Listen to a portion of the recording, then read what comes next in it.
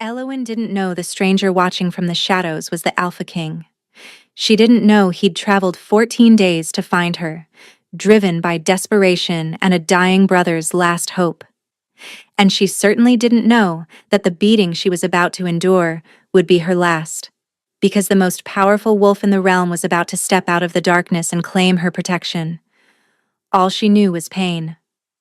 The bucket slipped from her raw fingers, water splashing across the courtyard stones. Elowen dropped to her knees immediately, scrambling to gather what she could, but it was already too late. The shadow fell over her before she could rise. Clumsy little curse. Beta Varn's boot connected with her ribs. The air rushed from her lungs as she collapsed onto the wet stone, gasping. Around her, pack members continued their evening routines, feeding children, hanging laundry, sharpening blades. No one looked. No one ever looked. That water was for the Alpha's horses. Varn crouched beside her, gripping her hair and yanking her head back. His breath was sour with ale. "You know what happens when you waste resources, Sin Eater?" Elowen knew. 23 years of knowing had carved the answer into her bones. "I'm sorry," she whispered. "I'll fetch more. The second kick caught her shoulder, spinning her onto her back.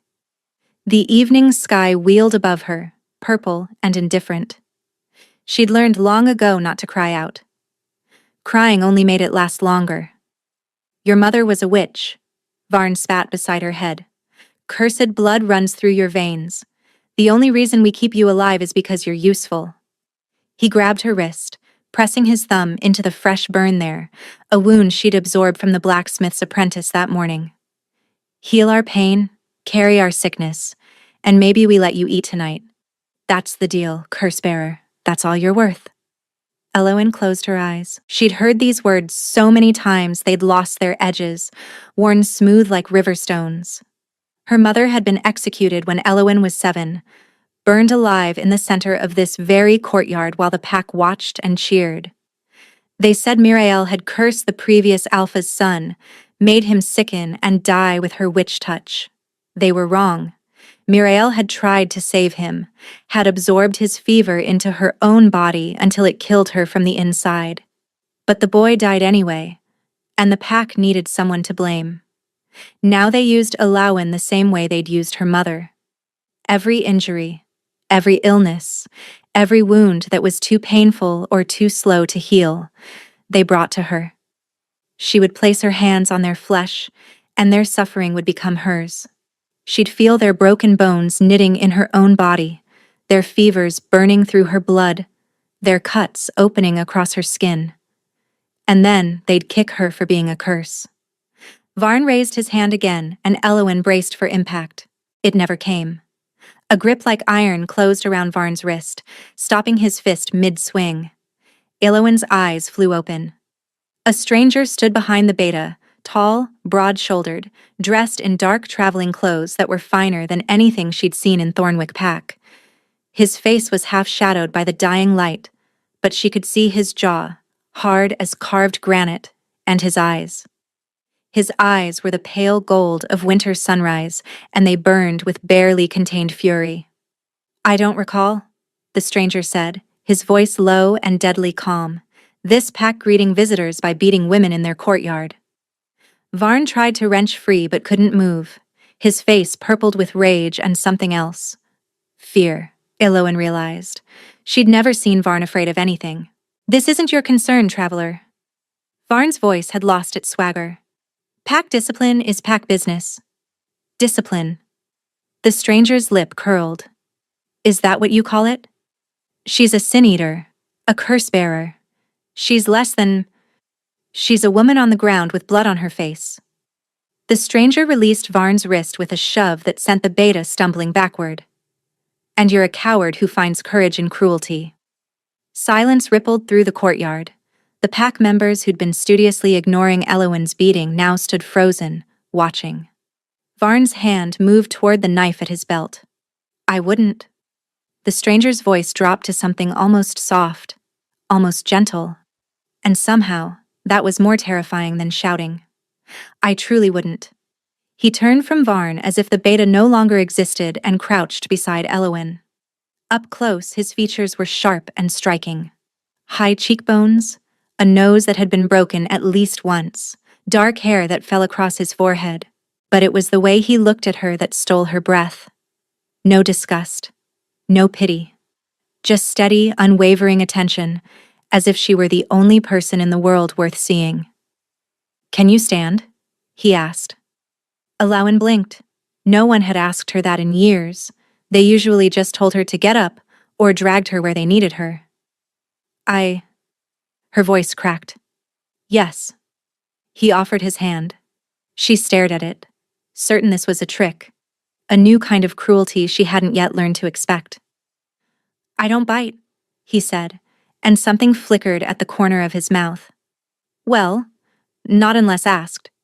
She took his hand. The moment their skin touched, something sparked through her. Warm, electric, completely unfamiliar. Her gift usually only showed her pain. But this felt like the opposite. Like sunlight after endless winter. The stranger's eyes widened slightly, and she knew he'd felt it too. Before either could speak, a voice cut across the courtyard like a blade. "Who the hell are you?" Alpha Draven emerged from the great hall, flanked by his personal guard. His gray eyes swept from Elowin to the stranger to Varn's humiliated scowl, calculating, assessing.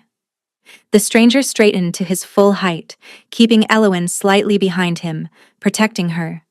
When had anyone ever protected her? "I'm the man who's about to make you a very generous offer," the stranger said, "or a very dangerous enemy." He smiled, and it didn't reach those winter gold eyes. "Your choice, Alpha Draven." Alpha Draven led them to his study, a cramped room that smelled of stale smoke and old leather. Elowin stood near the door, uncertain why she'd been included. The stranger had simply looked at her when Draven tried to dismiss her, and that single look had been enough to make the Alpha reconsider. "Sit," Draven said, gesturing to a chair. "I'll stand." The stranger's tone left no room for argument. "And so will she." Draven's eyes flicked to Elowin with visible irritation. "The Sin Eater is pack property. Whatever business you have, she's not property."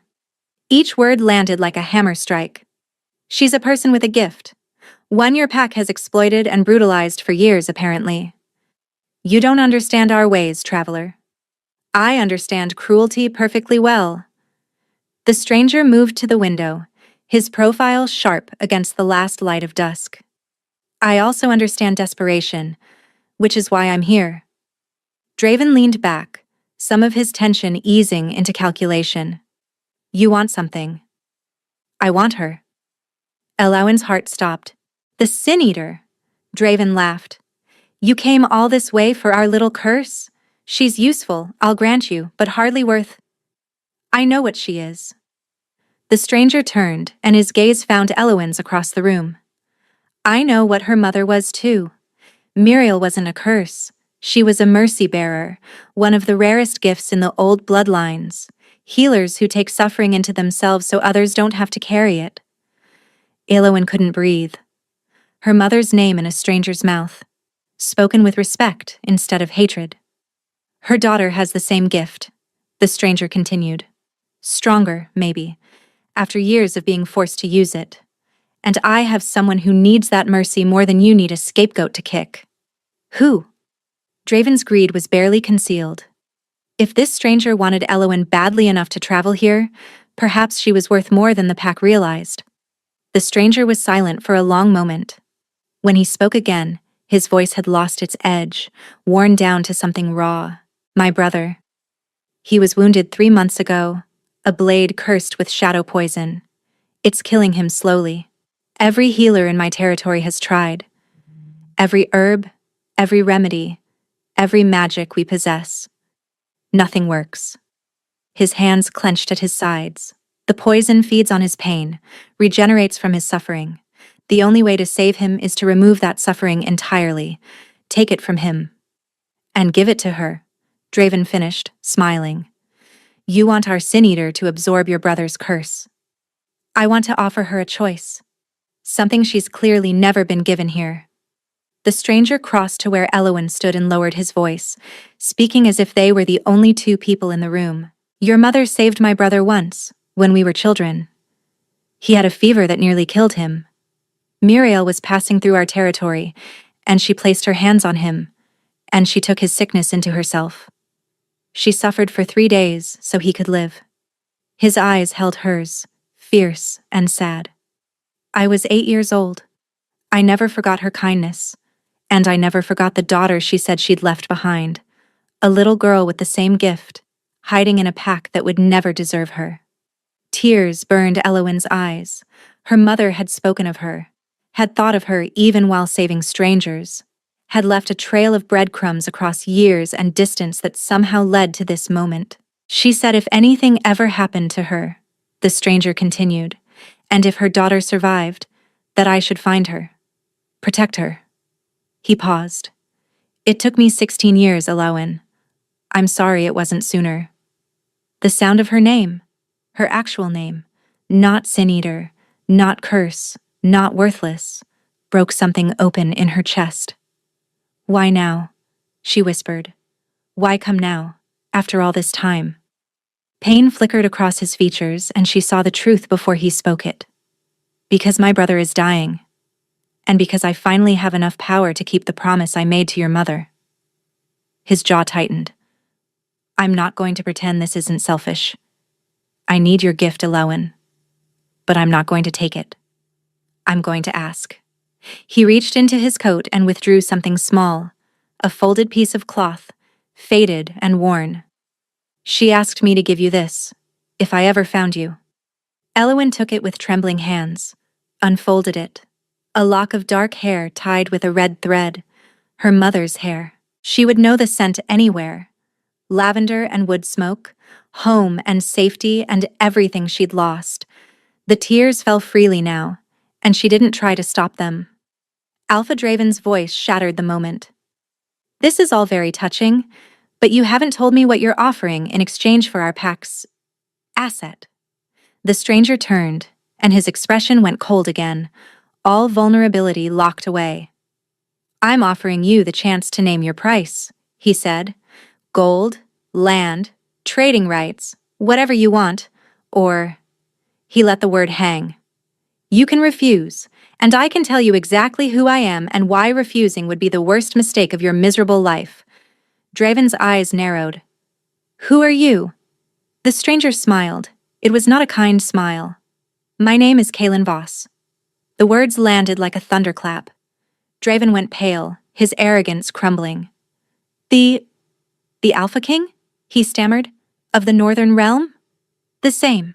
Elowin's knees nearly buckled. The Alpha King. The wolf who ruled 12 territories, commanded 10,000 warriors, and answered to no one. Stories painted him as a ruthless conqueror, a cold strategist who'd united warring packs through equal parts diplomacy and bloodshed. They said he'd killed his own uncle to claim the throne. They said he showed no mercy. This man had just crouched in a muddy courtyard and asked if she could stand. Kalen watched Draven's mental calculations with visible contempt. I see you're reassessing my offer. Your Majesty. Draven's voice had turned oily. If I'd known who you were, I would have prepared a proper welcome. Please, let me arrange quarters, a meal. I'm not here for hospitality. Kalen cut him off. I'm here for her. Name your price or refuse. I don't have time for politics. Draven licked his lips. The Sin-Eater is valuable to us. Her gift serves the entire pack. To lose her would be what? Inconvenient? Kalen's tone could have frozen fire. Would you have to actually care for your wounded instead of dumping their pain on a woman you treat like refuse? She's dangerous. Draven tried. Her bloodline is cursed. Her mother killed. Her mother saved my brother's life, and I've spent 5 minutes in your pack and already watched your beta beat her for spilling water. Kalen stepped closer, and Draven shrank back despite himself. Don't speak to me of danger. The most dangerous thing in this room is my patience, and it's running out. Silence stretched taut as a bowstring. Finally, Draven spoke. 1,000 gold pieces, and favorable trading terms with the Northern Realm for the next decade. Done? Elowen's breath caught. 1,000 gold pieces was more than Thornwick earned in 5 years.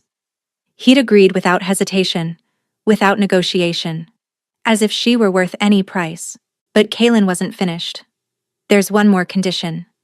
Name it, Your Majesty. Kaelin's eyes found Allowance. She has to agree, freely, without coercion, without threats, without any pressure from you or your pack. He held her gaze.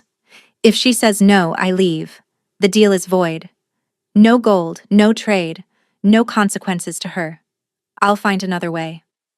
Draven sputtered. But those are my terms. Kaelin didn't look away from Elowen. I won't take her against her will. I won't be another person who uses her without her consent. She chooses, or there's no deal. Something cracked in Elowen's chest. Her whole life, she'd been told what to do. Hold this injury. Carry this pain. Be grateful we let you live. No one had ever asked what she wanted. No one had ever given her a choice.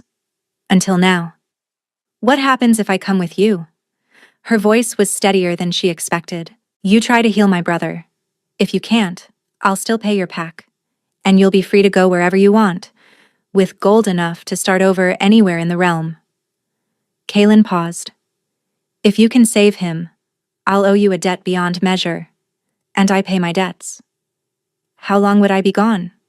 However long it takes. Weeks, maybe? A month. I won't rush you or push you beyond what you can bear. Elowen thought about Thornwick, the courtyard where her mother burned, Varn's boots against her ribs, the endless cycle of pain that wasn't hers, carried in a body that was never allowed to heal. Then she thought about her mother's hair, warm against her palm, the lock she still clutched like a lifeline. Her mother had helped strangers, had suffered for people who could never repay her, had left behind a legacy of mercy in a world that showed her none. Maybe it was time for Elowen to do the same, but on her own terms. I have conditions too, she said. Kaelin's eyebrows rose, but he nodded. Name them. I want your word that I can leave whenever I choose, that I'm a guest, not a prisoner. You have it. I want no one to touch me without permission. No one uses my gift without my consent. Not your healers, not your court, not even you. Something warm kindled in those winter gold eyes. Agreed. And I want... Her voice faltered. This last one felt too big, too greedy. But she forced herself to continue. I want to know if I'm worth more than my gift, if I'm just useful to you, or if I'm... something else. Kaelin was quiet for a long moment. When he spoke, his voice was rough. You're already something else, Elowen. You just don't know it yet. He extended his hand. She stared at it, remembering the spark that had passed between them in the courtyard. The warmth, where she usually only felt pain. Do we have a deal? He asked. Elowen took a breath and placed her hand in his. The spark that passed between their palms was stronger this time, a pulse of heat that traveled up Elowen's arm and settled somewhere behind her ribs. Kaelin's fingers tightened around hers, and she saw his jaw clench, a flash of startled recognition crossing his features before he masked it. A handshake won't hold? Draven said, his voice carrying a sneer he couldn't quite hide. If you're taking our Sin Eater, I want something binding. A blood oath.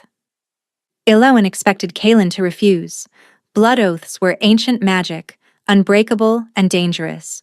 To enter one lightly was foolishness. To enter one with a stranger was madness. But Kaelin simply nodded. Agreed. He released her hand and drew a blade from his belt. Not a fighting knife, but something older. The handle was wrapped in dark leather, the steel etched with symbols that seemed to shift in the lamplight. Old wolf script, Elowen realized, the language of oaths and bindings. Do you know what a blood oath means? Kaelin asked her quietly, ignoring Draven entirely. Our blood mingles. Our promises become unbreakable. If either of us violates the terms, the magic extracts a price. Yes. His eyes held hers. Are you certain? No one had ever asked if she was certain about anything. Elowen swallowed hard. What are the exact terms? I swear to protect you for the duration of your stay in my territory. To honor your conditions, freedom to leave, consent for your gift, treatment as a guest, to pay your pack regardless of whether you succeed in healing my brother. He paused. And to release you when you choose to go, with no pursuit and no retaliation. And my oath? You swear to try, that's all. To attempt to heal my brother with your gift. Success isn't required, only effort. The imbalance struck her immediately. His oath bound him to a dozen specific promises. Hers asked only that she try. That's not equal, she said. No. The hard edges of his face gentled. It's not meant to be. Before she could respond, he drew the blade across his palm. Blood welled up, dark and gleaming. He offered the knife to her, handle first, and waited. Elowen took it. The weight felt right in her hand, balanced and sure. She pressed the edge to her own palm, wincing as it bit into flesh. The pain was nothing compared to what she carried daily, a small hurt, a chosen hurt. She reached for his hand. The moment their blood touched, the world went white. Not painful, overwhelming. Elowen felt the magic seal around them like a closing fist, binding their words into something unbreakable. But beneath that, wrapped through it like threads of gold in dark cloth, she felt something else. Recognition. Her wolf, the part of herself she'd learned to silence because Thornwick punished any hint of her beast, surged forward with a keening cry. Mine, it howled. Found, finally found. She gasped, trying to pull back. But Kalen's grip held firm. His eyes had gone wide, the winter gold blazing bright, and she knew with absolute certainty that he felt it too. Mate. The word echoed through her blood, through the bond that had nothing to do with oaths and everything to do with fate. Then the magic released them, and they stumbled apart, both breathing hard. Draven was watching with narrow eyes. It's done then. She's yours. She's not mine, Kalen said roughly. She's her own. But his gaze lingered on Elowen, and she saw the question burning there. Did you feel that? She looked away first, pressing a cloth to her bleeding palm, her pulse racing beneath her skin. Neither of them spoke of what had passed between them. But as Kalen led her out of Draven's study and into the cold night air, Elowen felt the new bond humming beneath her skin. The oath they'd spoken, yes, but also the other one. The one they hadn't chosen. The one that terrified her far more than any blood magic ever could. They rode through the night. Kalen had brought 3 warriors with him, silent, efficient men who treated Elowen with a deference that made her deeply uncomfortable. One of them, a scarred wolf named Brennan, had offered her his cloak without a word when he noticed her shivering. She'd tried to refuse. He'd simply draped it over her shoulders and returned to his horse. No one in Thornwick had ever given her anything. The northern realm revealed itself slowly as dawn broke over the mountains. Elowen had heard stories, harsh winters, harsher people, a land of ice and iron where only the strong survived. She'd expected bleakness. Instead, she found beauty. Snow-capped peaks turned pink and gold in the rising sun. Forests of ancient pines stretched across valleys like dark green oceans. Rivers cut through the landscape, their waters so clear she could see stones glittering at the bottom. And everywhere, signs of life, smoke rising from distant villages, herds of elk moving across meadows, hawks circling overhead. It's not what you expected, Kalen said, falling back to ride beside her. Elowen startled. He'd kept his distance since the blood oath, and she'd been grateful for the space. The bond, both bonds, felt too new, too raw. She needed time to understand what had happened. No, she admitted. I thought it would be colder. It is cold. You'll see when winter truly sets in. A ghost of a smile crossed his face. But there's warmth too if you know where to find it. They crested a ridge, and Elowen's breath caught. The castle rose from the mountain itself, all dark stone and sharp towers, its walls carved directly into the rock face. It should have looked forbidding. It should have looked like a fortress designed to keep enemies out and prisoners in. Instead, smoke curled from a dozen chimneys. Gardens terraced down the mountainside, green even in the cold. And as they approached, Eowyn saw people moving through the courtyards, not with the tense efficiency of fear, but with the easy rhythm of home. Valdris Keep, Kaelin said. My family has held it for 12 generations. It's beautiful. He glanced at her, something unreadable in his expression. I hoped you'd think so. They crossed a bridge over a gorge that dropped into mist and shadow.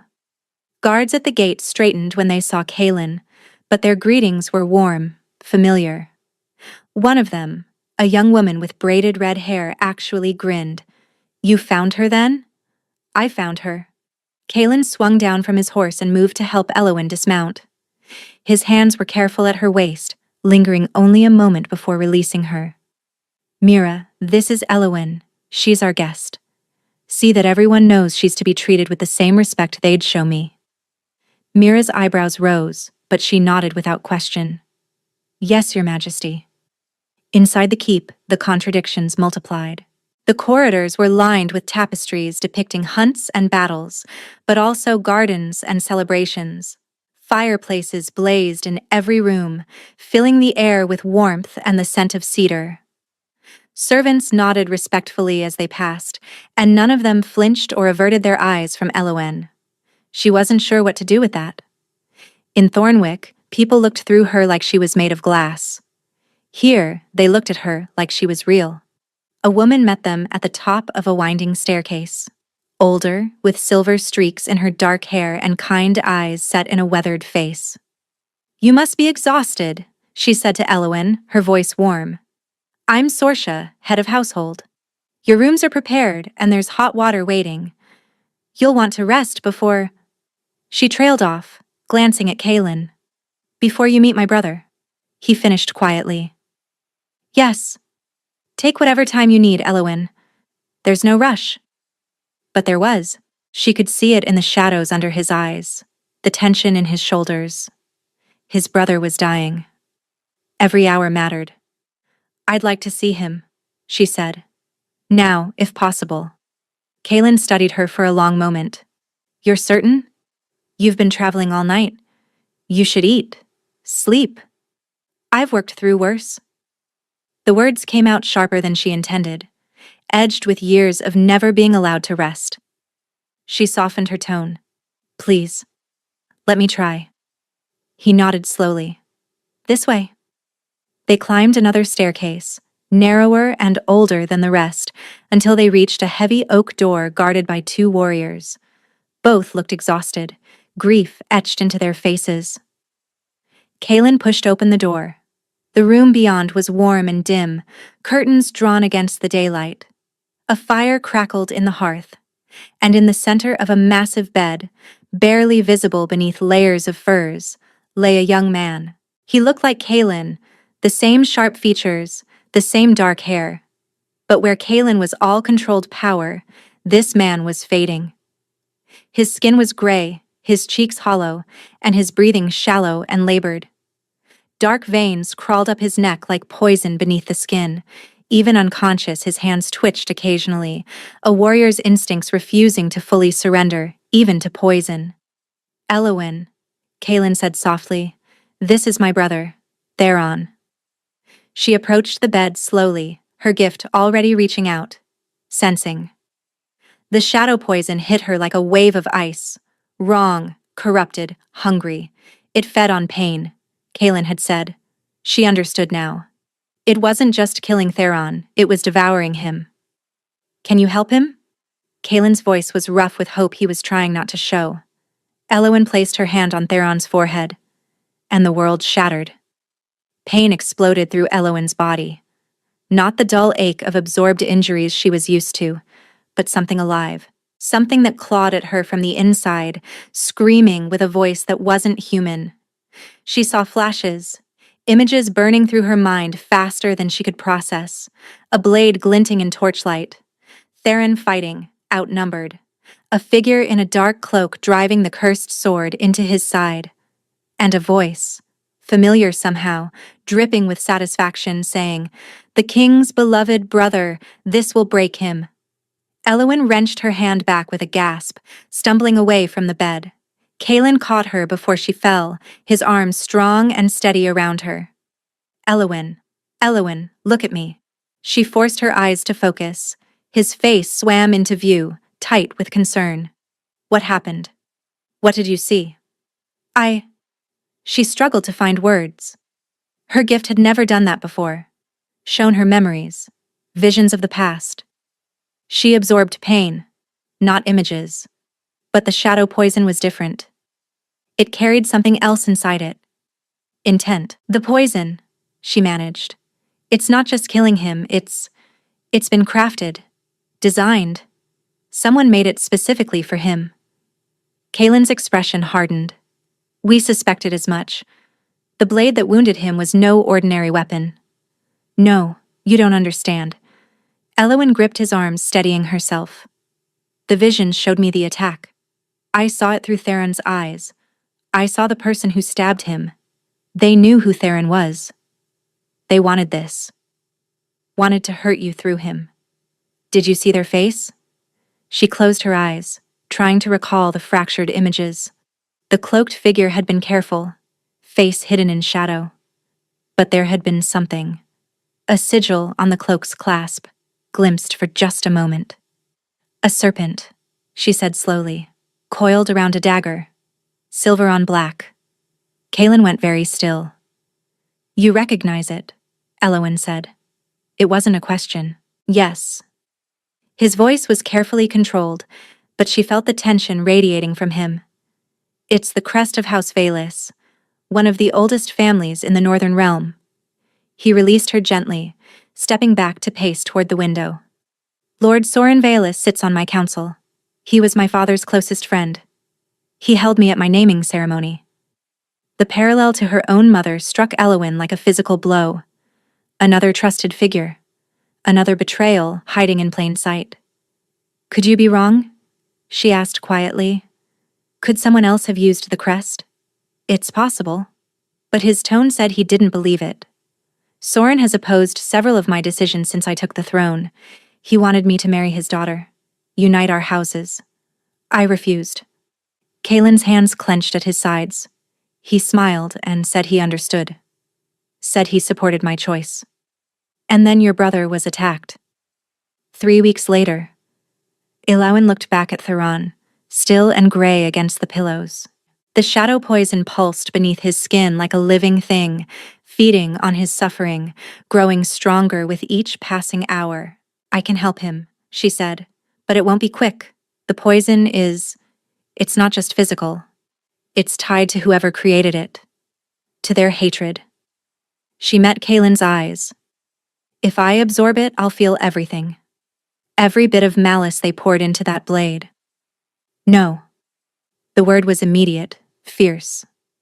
"I won't ask you to suffer that." "You're not asking. I'm offering." Elowyn straightened, drawing on reserves she didn't know she had.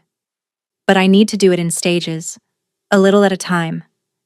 If I try to take it all at once, it might kill me. Then we do it your way. Whatever you need. Rest, food, anything. You'll have it." She nodded, then hesitated. "There's something else. When I touched him, I didn't just feel the poison. I felt fragments, memories. Not just from the attack, but from other moments too. Happy ones, sad ones." She struggled to explain. "My gift has never worked that way before. I only absorb pain. But with him, with that poison, it's like I'm seeing pieces of his life." And beneath the pulling, she felt something else, a pressure building in her palms, as if the pain wanted to flow back the way it came. She pushed the sensation aside. She didn't know what it meant. Not yet. Kaelin was quiet for a moment. "The shadow poison feeds on suffering. Perhaps your gift is doing the opposite, drawing out what isn't suffering, giving him relief by taking the memories that hurt." It made a strange kind of sense. Elowen had always been a vessel for others' pain. Maybe now she was becoming something more. "I'll need to touch him again," she said. "Regularly. Each session will weaken the poison a little more. But Kaelin..." She bit her lip. "If Lord Valus is truly behind this, he'll know. He'll realize what I'm doing. That I'm a threat to whatever plan he has. Let him." Kaelin's voice dropped to something dangerous. "If Soren Valus wants to harm you, he'll have to go through me. Through my entire guard. Through everyone in this keep who's already heard what you're willing to do for Theron. You can't watch me every moment." "No." He moved closer, and the air between them seemed to thicken. "But I can make sure you're never alone. Never vulnerable. Never within reach of anyone who might wish you harm." Elowen should have argued. Should have insisted she could take care of herself. She'd been doing it for 23 years after all. But the exhaustion was hitting her now. The vision's aftermath leaving her hollowed out and shaking. "Okay," she whispered. Kaelin's expression shifted, the hard edges softening into something tender. He reached out, slowly enough that she could pull away, and tucked a strand of hair behind her ear. The touch was feather-light, almost reverent. "Thank you," he said quietly, "for trying, for being willing to suffer for someone you've never met. Your brother seems worth saving." "He is." A pause. "But that's not why you're doing it, is it?" Elowen thought about her mother, about mercy given freely even when it cost everything, about the legacy she'd spent 16 years running from and was only now beginning to understand. "No," she admitted. "It's not." Kaelin didn't ask her to explain. He simply nodded, as if her answer had confirmed something he already knew. "Rest now. Sorsha will show you to your rooms. We'll begin again tomorrow, when you're stronger." He glanced at his brother one more time, grief and hope warring in his eyes. "And Elowen, whatever happens, whatever you discover in those visions, you can trust me. I need you to know that." She wanted to believe him, wanted it more than she'd wanted anything in years. But trust was a luxury she'd never been able to afford. "I'll try," she said. It was the most honest answer she could give. 5 days passed in a rhythm Elowen had never known. Mornings, she worked with Theron. Each session drained her. The shadow poison fought back, clawing at her gift like a wounded animal. But she was making progress. The dark veins had retreated from his neck. His breathing came easier.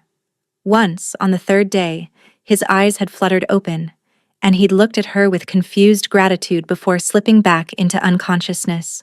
"You're saving him," Kaelin had said, his voice rough with emotion. "I can see it." Afternoon, she explored Valdris Keep, the library with its towering shelves and dusty tomes, the kitchens where the cook pressed warm bread into her hands and refused to let her leave without eating, the training yards, where warriors sparred with brutal efficiency but always nodded respectfully when she passed. And always, always, she felt Kaelin's presence. Not hovering, not suffocating, just there. A steady warmth at the edge of her awareness, the mate bond humming between them like a plucked string. They hadn't spoken of it. The blood oath, yes. Theron's progress, constantly. But the other bond, the one that made her skin prickle whenever he entered a room, that sent sparks through her blood when their hands accidentally brushed, that remained unaddressed. Until the 5th night. Elowen couldn't sleep. The latest vision had been worse than the others. Not just Theron's memories, but glimpses of Lord Valus himself. His cold smile, his calculating eyes, the satisfaction in his voice as he'd watched the poisoned blade sink home. She found herself on the battlements without quite meaning to go there, wrapped in a borrowed cloak, staring out at the moonlit mountains. "You should be resting." She didn't turn at Kaelin's voice. She'd felt him approaching, the bond alerting her to his presence like a second heartbeat. "Couldn't sleep," she said. "The visions stay with me sometimes." He moved to stand beside her, close enough that she could feel his warmth through the cold air. "What did you see tonight?" "Valus." His face when he ordered the attack. She shivered. He hates you. Not just politically, personally. It's like a poison of its own, eating at him. We were friends once, or I thought we were. Kalen's voice was heavy. When I was young, he taught me to ride, to hunt. My father trusted him completely. A pause. I think that's what made the betrayal possible. We never saw him as a threat because we loved him. Love makes us blind. Yes. He turned to look at her, and the moonlight caught his features, softening the sharp edges. It also makes us brave. Elowen's heart stuttered. Kalen. I know we agreed not to discuss it. His voice dropped low. The bond. What happened during the oath? I've been trying to respect your space, give you time to adjust to everything. But Elowen? He exhaled slowly. I feel you. All the time. When you're tired, when you're scared, when you're in pain from absorbing my brother's suffering. It's like you're under my skin, and I don't want to, get you out. She should step back. Should remind him of her conditions, her freedom, the fact that she'd be leaving when this was over. Instead, she said, I feel you too. His breath caught. You do? When you're worried about Theron, when you're angry about Valus, when you're... She stopped, heat rising to her cheeks. When I'm what? When you're watching me, she whispered, and trying not to. Kalen made a sound low in his throat. Not quite a laugh, not quite a groan. I'm doing a terrible job of it, apparently. Terrible, she agreed, but she was smiling now, and so was he. He reached for her slowly, giving her time to retreat. His fingers brushed her jaw, tilted her face up toward his. I'm not going to kiss you, he said roughly, unless you want me to. Unless you're certain. Because once I start, Elowen, I don't think I'll be able to stop wanting you. Her whole life, she'd been told what she was worth. Cursed. Useful. Expendable. No one had ever looked at her like Kalen was looking at her now, like she was precious and powerful and worth waiting for. I'm certain, she breathed. He kissed her. It wasn't gentle. It was desperate. Hungry. Years of loneliness pouring out of both of them at once. His hand slid into her hair, angling her head back as he deepened the kiss.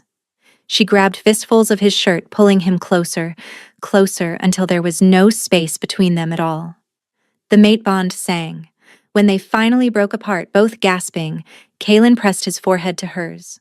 I'm falling for you, he said quietly. I know it's too fast. I know you might leave when Theron is healed, but I need you to know, this isn't just the bond, this is me, choosing you. Tears burned her eyes. I don't know if I can be what you need. A queen, a mate, someone who belongs in this world. You already belong. His thumb traced her cheekbone. You just don't believe it yet. Ask me again, she said, echoing words she didn't know she'd been holding. When this is over, when Valus is dealt with, and Theron is well, and I've had time to breathe.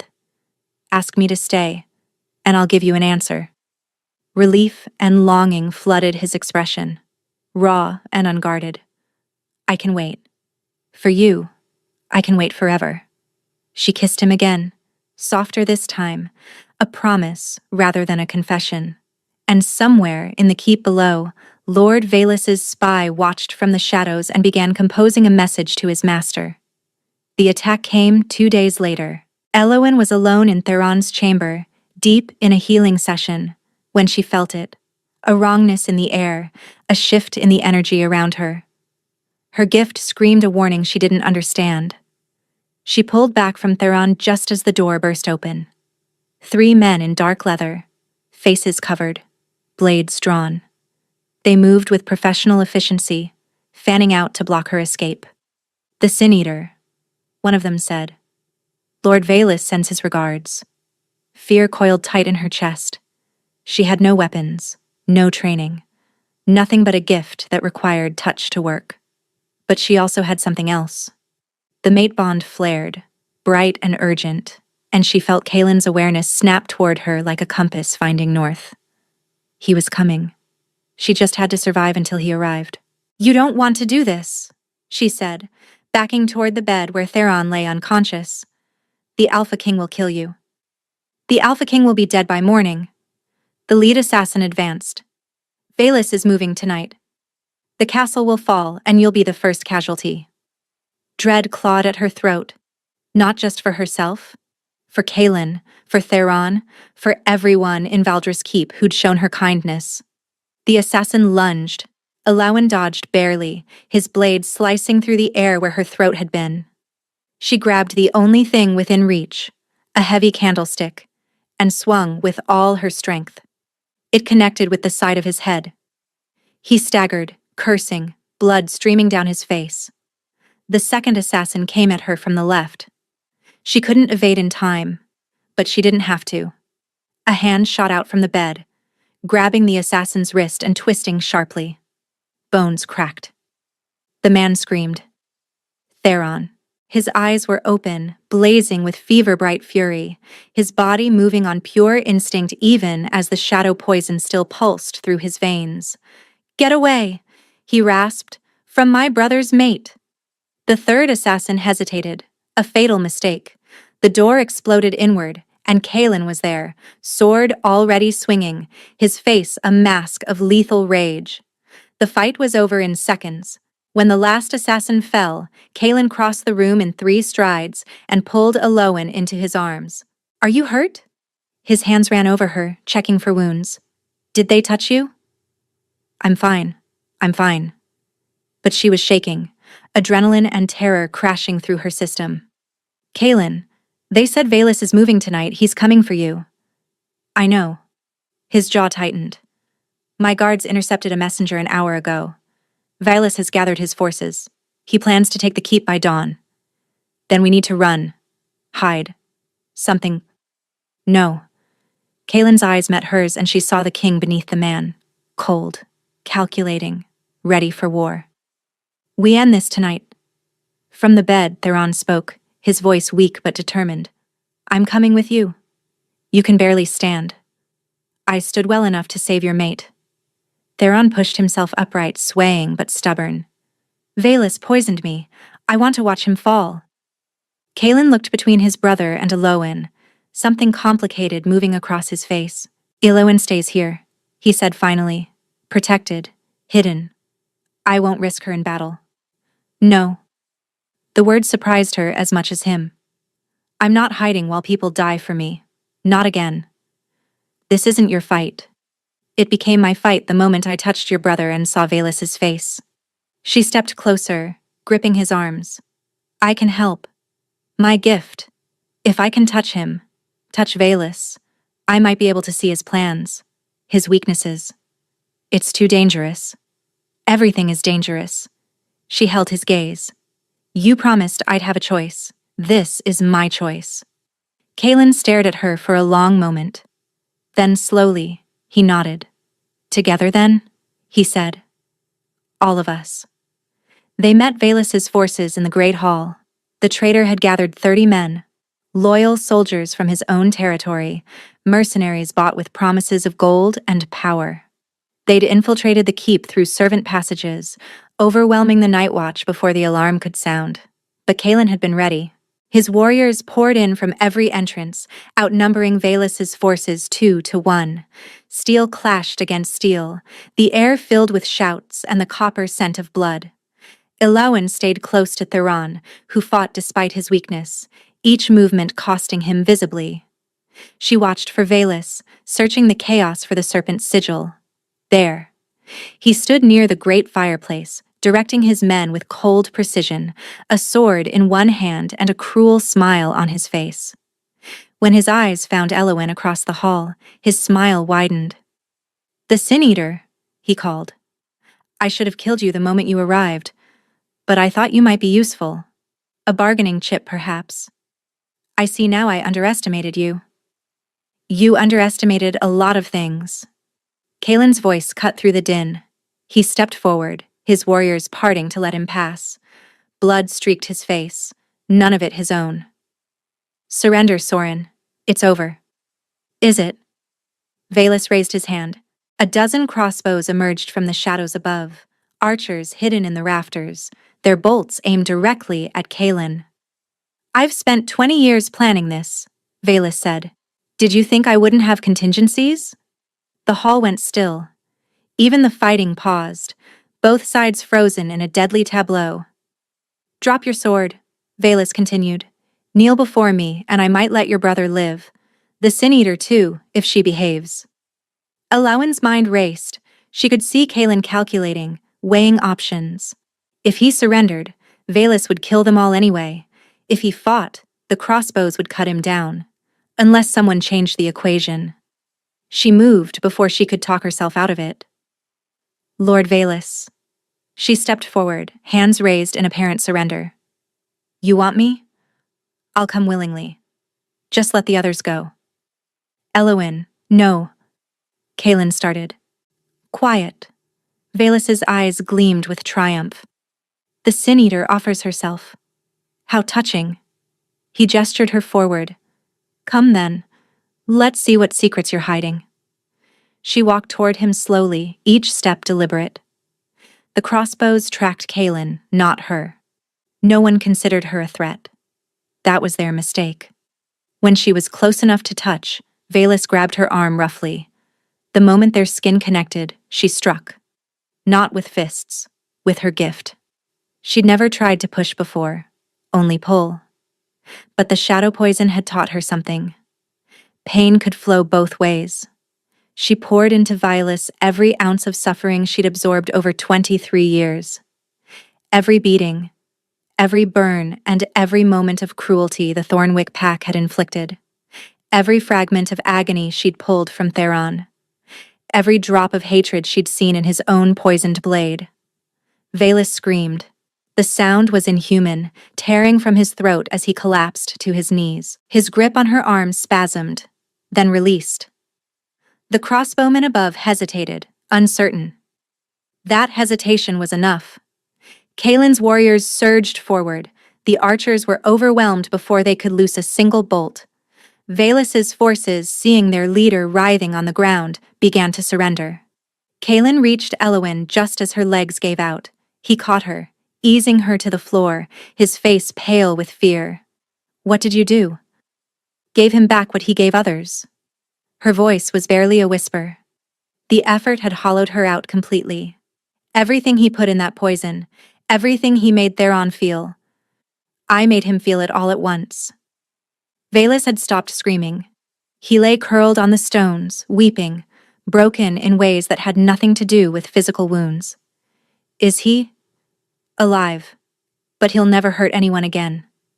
Elowin closed her eyes. "The poison's gone now. From Theron. From everyone. I burned it out of him." She felt Kaelin's arms tighten around her. "You brilliant, reckless, impossible woman." He breathed against her hair. "You could have died." "Worth it." She managed a weak smile. "Your face when I walked toward him." "Was the worst moment of my life? Then I guess we're even." He laughed, a broken sound that was half sob, and held her closer. Around them, the great hall slowly returned to order. The dead were counted. The wounded were tended. Valus was dragged away in chains, destined for a trial he would not survive, and Elowin, cradled in the arms of the Alpha King, finally let herself rest. 3 weeks later, Theron stood on his own 2 feet for the first time in months. The shadow poison was truly gone, burned away by Elowin's sacrifice. Color had returned to his cheeks. Strength had returned to his limbs. He'd taken to following Elowin around the keep, calling her "little sister" in a way that made her blush, and Kaelin roll his eyes. "He's insufferable when he's healthy," Kaelin complained one evening, but his smile betrayed him. He'd never looked happier. Valus's trial had been swift and decisive. The evidence was overwhelming. Letters, witnesses, the testimony of his own men seeking mercy. The council had sentenced him to death, and Kaelin had carried out the execution himself. "For my brother," he'd said. "For everyone he hurt." Elowin hadn't attended. She'd seen enough of Valus's cruelty in her visions. She didn't need to see him die. Now, standing on the battlements where they'd first kissed, she watched the sunset paint the mountains in shades of gold and rose. The air was cold, winter approaching in earnest. But she didn't mind. She'd grown to love the northern realm's harshness. It felt honest. "You've been avoiding me." She turned to find Kalen approaching, his expression unreadable. "Not avoiding," she said. "Thinking." "About?" "The oath is fulfilled." She forced herself to meet his eyes. "Theron is healed. Valus is gone. By the terms of our agreement, I'm free to leave." Something flickered across his face. Pain, quickly controlled. "Yes, you are. You said you'd give me gold. Enough to start over anywhere." "I did." He moved closer, stopping just out of arm's reach. "Is that what you want? To start over somewhere else?" The question hung between them. Elowen thought about Thornwick, the courtyard where her mother burned, the life she'd fled from. She could never go back there. Wouldn't want to, even if she could. But she also thought about Valdris Keep, the library where she'd spent hours reading, the kitchens where the cook still pressed warm bread into her hands, the training yards where warriors nodded with respect, the chamber where she'd saved a dying man and discovered her gift was more than she'd ever known. And she thought about Kalen, his patience, his fierce protectiveness, the way he looked at her like she was worth everything. "I had a life before I came here," she said slowly. "It wasn't much of a life, but it was mine. I knew my place in it. I knew what to expect. And now? Now I don't know anything." She took a breath. "Except that when I imagine leaving, when I imagine going somewhere you're not, it feels like cutting off a limb." His entire face transformed. Wonder, disbelief, and desperate hope breaking through his composure. "What are you saying, Elowen?" "I'm saying ask me." He closed the distance between them in one stride, his hands framing her face. "Stay," he said, his voice rough. "Not because of the bond, not because of duty or obligation or gratitude. Stay because I love you, because these past weeks have been the happiest of my life, because I want to wake up next to you every morning and argue with you every evening and grow old watching you read in my library." Tears streamed down her cheeks. "You love me?" "Desperately, completely, in ways I didn't know I was capable of. I'm a sin-eater from a pack that treated me like refuse. You're a healer who saved my brother, a warrior who defeated my enemy, a woman who makes me want to be better than I am." He pressed his forehead to hers. "Say yes, Elowen. Please." She kissed him instead. It was answer enough. They held the ceremony under the full moon, 1 month later. Elowen wore deep green silk, the color of the northern pines she'd grown to love. Kalen wore formal black, his family's crest gleaming silver at his throat. Theron stood beside his brother, healthy and whole, grinning like he'd orchestrated the entire thing himself. "I basically did," he'd told Elowen that morning. "If I hadn't gotten stabbed, you two never would have met." That's a terrible way to take credit. "I'm an innovator." The vows were simple: partnership, choice, love freely given, never demanded. When Elowen spoke her promises, she felt the mate bond settle fully into place. Not a chain, but a bridge. A connection that left room for both of them to be whole. Kalen kissed her as the moon rose high, and the assembled wolves howled their approval. Later, much later, they lay tangled together in their chambers. Their chambers now, warm despite the winter wind outside. "Tell me something," Kalen murmured, tracing patterns on her shoulder. "Something I don't know." Elowen considered. "The night you found me, when you stepped out of the shadows and stopped Varn, I thought you were a hallucination. Something my mind invented because I'd finally broken. And now I think maybe I was broken." She shifted to look at him. "But you didn't fix me. You just held the pieces until I could put them back together myself." His eyes softened.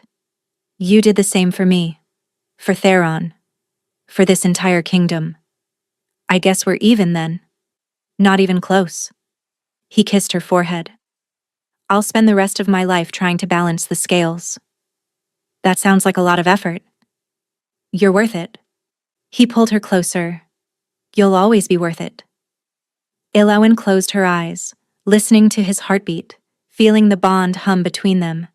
She thought about the woman she'd been, beaten, broken, convinced she deserved nothing but pain. That woman wouldn't recognize her now, wouldn't believe this was possible. But it was. All of it. And for the first time in her 23 years, Ilowen let herself believe she deserved to be happy. Where are you listening from?